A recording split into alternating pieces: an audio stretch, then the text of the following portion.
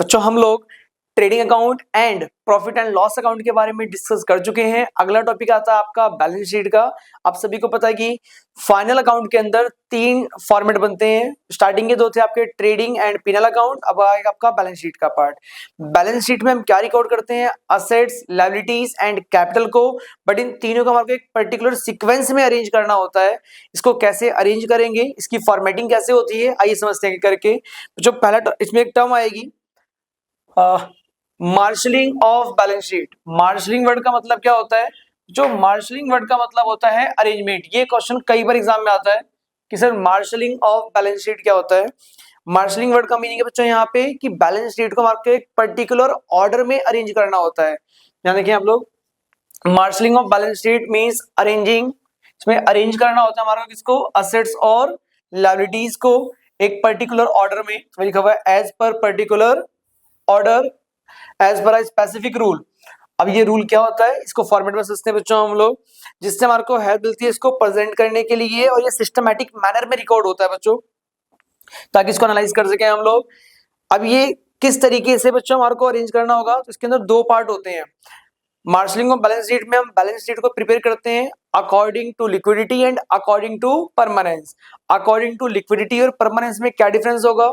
जो लिक्विडिटी के अंदर जो एक बिजनेस की करंट वैल्यूज होती हैं, करंट आइटम्स होते हैं, उसको हम टॉप पे रिकॉर्ड करते हैं, फिक्स आइटम को नीचे रिकॉर्ड करते हैं। और बात करें हम अकॉर्डिंग टू परमानेंस की, तो इसके अंदर जो फिक्स वैल्यूज होंगी उसको रिकॉर्ड करेंगे टॉप पे, और जो करंट वैल्यू है वो आएंगी आपकी नीचे बॉटम पे रिकॉर्ड होती है। तो दोनों में थोड़ा सा डिफरेंस होता है कि हम पहले क्या रिकॉर्ड करेंगे, फिक्स आइटम या फिर करंट आइटम। तो लिक्विडिटी के अंदर हम लोग ऊपर करंट आइटम रिकॉर्ड करते हैं। वही मेंशन है कि भाई there are two types of marshalling. Marshalling करते हैं हम दो तरीके से, marshalling in order of liquidity. एक तो लिक्विडिटी के अकॉर्डिंग होगा और एक होगा आपका परमानेंस के अकॉर्डिंग। बच्चों लिक्विडिटी वाले में क्या होता है आपका, करंट आइटम ऊपर आएंगे और फिक्स आइटम नीचे आते हैं। इसके अंदर उल्टा हो जाएगा, फिक्स वैल्यू ऊपर आएंगी और करंट वैल्यू हम नीचे रिकॉर्ड करते हैं। तो लिक्विडिटी में परमानेंस में क्या डिफरेंस होगा, इन दोनों को हम फॉर्मेट से समझते हैं एक बार। देखिए बच्चों, ये आपका marshalling of balance sheet order of liquidity. Liquidity के अंदर पहले बात करते हैं बच्चों असेट्स की। असेट्स के अंदर सारे जो करंट आइटम है वो हम टॉप पे रिकॉर्ड कर देंगे बच्चों। करंट आइटम हमारे रिकॉर्ड होंगे यहां तक। Cash in hand, cash at bank, marketable security, debtors, B R.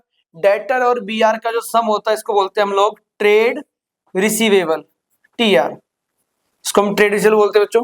Stock, prepaid expense, accrued income, ये हमारे करंट आइटम्स होते हैं, इसे बोलते हैं हम लोग करंट असेट। इन्वेस्टमेंट डिपेंड करता है वो शॉर्ट टर्म है या फिर लॉन्ग टर्म है। शॉर्ट टर्म होगा तो करंट एसेट का पार्ट, लॉन्ग टर्म होगा तो फिक्स एसेट का पार्ट बन जाएगा बच्चों। फिर आएगा लास्ट में आपका फिक्स एसेट, यानी कि जो फिक्स वैल्यू है वो नीचे रिकॉर्ड कर रहे हैं। तो लिक्विडिटी के अंदर करंट आइटम ऊपर है, फिक्स आइटम हमारे नीचे एसेट के अंदर। इसी प्रकार हाँ, इनका सीक्वेंस ऊपर नीचे हो सकता है बच्चों। ये जो वैल्यूज गिवन है इनमें से कोई भी वैल्यू ऊपर या नीचे हो सकती है, बट इसको हम ऊपर रिकॉर्ड करते हैं यहाँ पे। लायबिलिटी की बात करें तो लायबिलिटी के अंदर ये जो आइटम दे रखे हैं आपको, ये सारे कौन से आपके करंट वाले, bills payable, bank overdraft, creditor, outstanding expense, short term loan, provision for tax, ये हमारी करंट वैल्यूज होती हैं, इनको हम टॉप पे रिकॉर्ड करेंगे। फिर आएगा आपका लॉन्ग टर्म लोन, वो लोन जो आपने एक साल से ज्यादा के लिए लिया हुआ है उसे रिकॉर्ड करते हैं नीचे। फिर आएगा कैपिटल, ये तीन चीज हमेशा एक साथ रिकॉर्ड होंगी बच्चों। कैपिटल, ऑनर का अमाउंट कितना था ड्यूरिंग द ईयर, जो नेट प्रॉफिट या नेट लॉस है कहां से कैलकुलेट करेंगे हम लोग, प्रॉफिट एंड लॉस अकाउंट से। जो भी आपका प्रॉफिट या लॉस आएगा उसको कैपिटल में प्लस और माइनस करना है, और ड्राइंग का अमाउंट माइनस कर देंगे हम लोग। अब जो वैल्यू बचती है उसको दिखाते हैं हम लोग आउटर कॉलम के अंदर। तो ये वाला पार्ट नीचे रिकॉर्ड होगा और करंट वाले आइटम ऊपर। बीच में ये जो लायबिलिटी है हमारी, ये है फिक्स लायबिलिटी, वो लायबिलिटी जो एक साल के बाद रीपे करनी होती है। तो ऑर्डर ऑफ लिक्विडिटी के अंदर करंट वैल्यूज को ऊपर डिनोट करते हैं और नॉन करंट वैल्यूज को नीचे करते हैं। परमानेंस में क्या हो जाएगा, जो आइटम नीचे थे वो ऊपर आ जाएंगे, ऊपर वाले नीचे। आइए इसको फॉर्मेट समझते हैं। इसकी बात करें बच्चों, देखिए यहाँ पे फिक्स असेट, कुछ एग्जांपल दे रखे हैं फिक्स असेट के यहाँ पे ऊपर, और जो करंट असेट्स हमारी सारी की सारी नीचे आ गई। फिक्स आइटम ऊपर है, करंट आइटम नीचे है, like land building, plant machinery, furniture, investment, fix item है। Stock, bill receivable, debtor, accrued income, cash at bank, cash in hand, ये हमारी करंट वैल्यूज, इसको हम नीचे रिकॉर्ड करते हैं। इसे बोलते हैं order of permanence. It means जो परमानेंट आइटम होते हैं, फिक्स आइटम होंगे, उसे कहां दिखाएंगे हम लोग, टॉप पे रिकॉर्ड करते हैं। सेम यही प्रोसेस कहां पर होगा आपका, लायबिलिटी वाली साइड पे। सबसे पहले तीन वैल्यू एक साथ आएंगी, कैपिटल, नेट प्रॉफिट और ड्रॉइंग। लॉन्ग टर्म लोन का पार्ट आ जाएगा यहाँ पे, जो लायबिलिटी में आता है हमारा। उसके बाद सारी जो करंट वैल्यूज हैं वो रिकॉर्ड कर देंगे हम लोग। Provision for tax, short term loan, outstanding expense, creditor, bank overdraft, bills payable, इनको नीचे रिकॉर्ड करते हैं। इसे बोलते हैं हम लोग order of permanence. I think यहाँ तक का पार्ट आप सभी को समझ में आ गया होगा। आइए बच्चों, करते हैं एक और है जो अपने ट्रेडिंग और पीनल से बिलोंग करता है, कि कई बच्चों का डाउट है कि सर डायरेक्ट एक्सपेंस में और इनडायरेक्ट एक्सपेंस में क्या डिफरेंस होता है। तो डायरेक्ट और इनडायरेक्ट की बात करें बच्चों, तो दोनों में जो डिफरेंस है, कई बार एग्जाम में आया भी हुआ है। कोई भी तीन डिफरेंस आप लोग याद कर लेना इसमें से। डायरेक्ट एक्सपेंस क्या होगा, इनडायरेक्ट क्या होगा। जो डायरेक्ट एक्सपेंस है बच्चों, ये परचेज से बिलोंग करेगा या फिर प्रोडक्शन से बिलोंग करता है। और जो इनडायरेक्ट एक्सपेंस है वो बिजनेस को रन करने के लिए किया जाता है, related to running the business.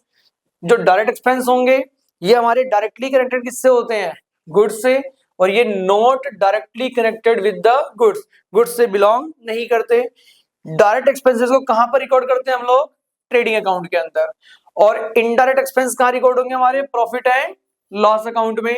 Direct expense जब रिकॉर्ड करते हैं ट्रेडिंग में, तो वहां से क्या निकलता है, ग्रॉस प्रॉफिट। इट मींस इनकी वजह से क्या इफेक्ट करेगा हमारा, ग्रॉस प्रॉफिट, और वो कहां जाता है, प्रॉफिट एंड लॉस अकाउंट में। इनसे क्या इफेक्ट होगा हमारा, नेट प्रॉफिट का पार्ट इफेक्ट होगा। इसी प्रकार डायरेक्ट एक्सपेंस मोस्टली क्या होते हैं, वेरिएबल, गुड्स को परचेज कर रहे हो, वेजेस वगैरह हो गया, ज्यादातर बच्चों वेरिएबल होता है, 100% नहीं है, बट मोस्टली पार्ट क्या होगा इसका, वेरिएबल होता है। और ये मोस्टली क्या होता है हमारा, फिक्स रहता है। जैसे कि सैलरी हो गई, रेंट वगैरह हो गया, कहीं से लोन लिया उसके ऊपर हमको इंटरेस्ट पे करना हो गया, ये सारा क्या होगा हमारे लिए, फिक्स। कुछ एग्जांपल भी गिवन है, वेजेस, कैरीज इनवर्ड, फ्रेट, ये सारे हमारे वेरिएबल होते हैं, जो ट्रेडिंग अकाउंट से बिलोंग करते हैं। क्या बोलते हैं हम लोग, डायरेक्ट एक्सपेंसेस। और इनको बोलते हैं हम लोग indirect expenses. Salaries, rent, advertisement, ये ज्यादातर क्या होता है बच्चों, हमारा फिक्स होता है। तो ये एक मेन डिफरेंस है जो कई बार एग्जाम में पूछा जाता है। कोई भी 3 से 4 पॉइंट आप इसके याद रखना बच्चों। तीनों टॉपिक हमने कर लिए, ट्रेडिंग वाला पार्ट अलग किया, प्रॉफिट एंड लॉस अलग, और बैलेंस शीट का पार्ट। अब एक अलग से क्वेश्चन आता है कई बार, बैलेंस शीट गिवन है, आपको कैलकुलेट करना है, calculation of current asset, current liability, fix asset या फिर वर्किंग कैपिटल।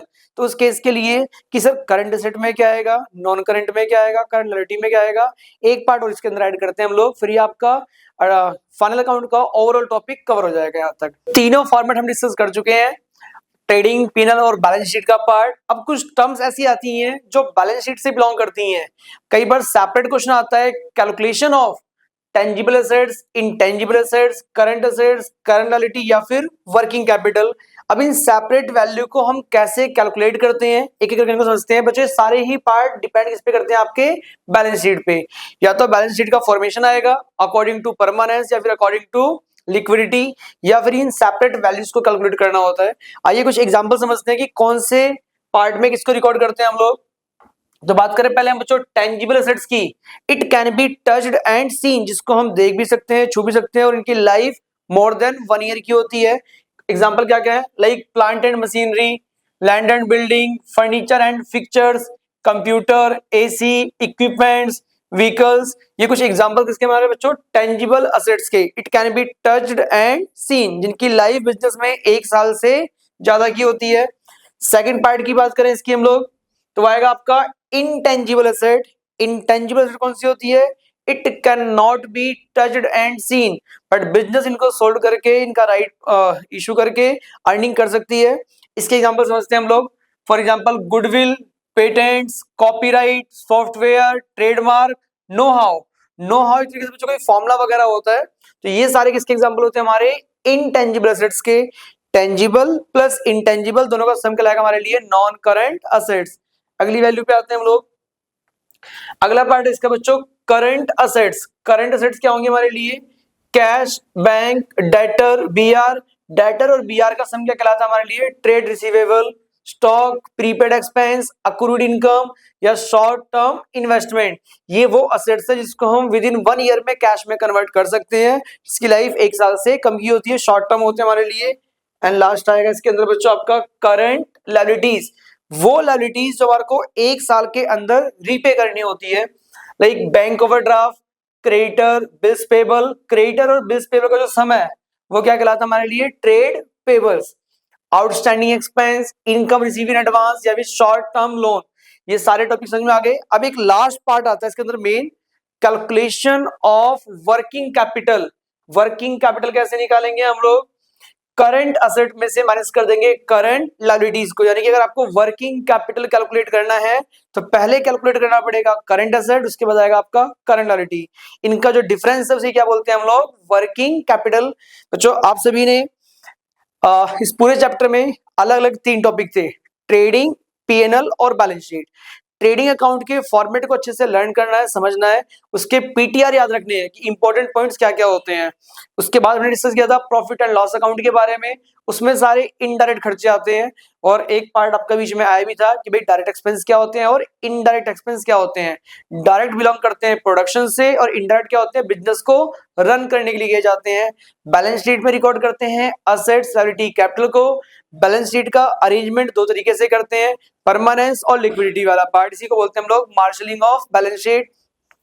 और बैलेंस शीट में जो टर्म्स आती हैं उनको भी हमने डिस्कस कर लिया कि भाई टेंजिबल क्या होगा, इंटेंजिबल क्या होगा। इन सभी पार्ट को अगर आप एक बार मेमोराइज कर लेंगे बच्चों, रीड करेंगे, यहाँ तक का पार्ट आप सभी को समझ में आ गया होगा, ट्रेडिंग, पीनल और बैलेंस शीट का।